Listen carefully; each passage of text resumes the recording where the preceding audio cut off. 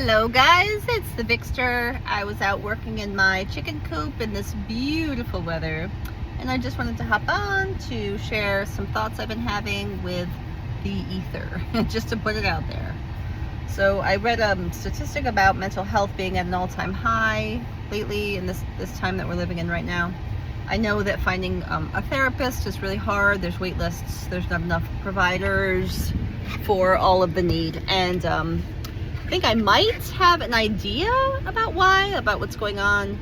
So when I was in my early 40s, I was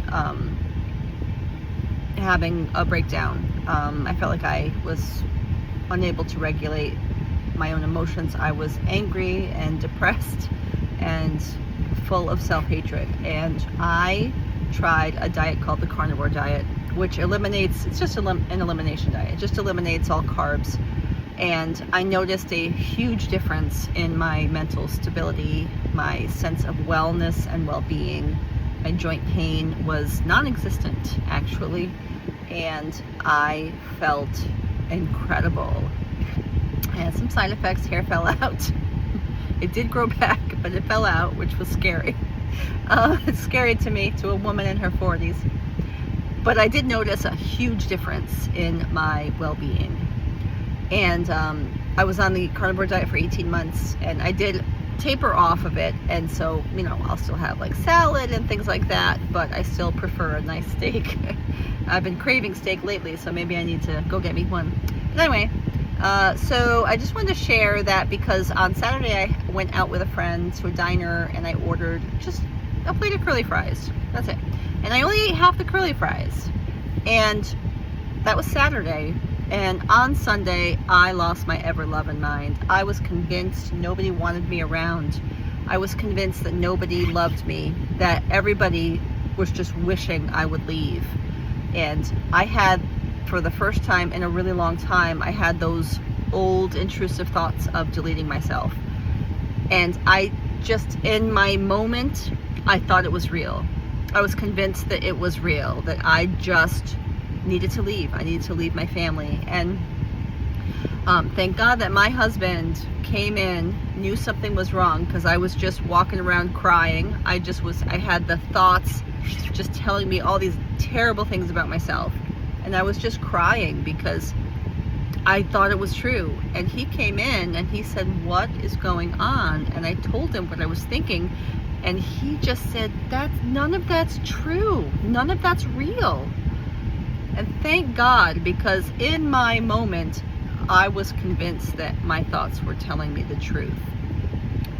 And after that, you know, we prayed, you know, we're Christians, so we prayed. And then the next day I woke up and I was processing what happened.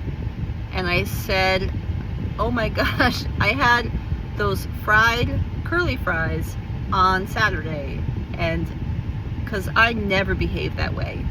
But every time I have something like ice cream, fried food, high carb something, pasta will do it to me too.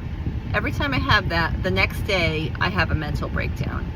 So now imagine if somebody's eating that stuff every day and it's affecting them. We know inflammation is caused by these seed oils and things, and the inflammation isn't just in our joints. Our brain gets inflamed too. Imagine the food that we're eating it's as simple as inflammation. We're inflamed. Our brains are inflamed, and that's why people are anxious, depressed, wanting to delete themselves. Maybe, like, what if that's the problem? And all it takes is a tweak of your diet to figure out, I just need to stay away from that food. That food affects me negatively. What if it's as simple as that?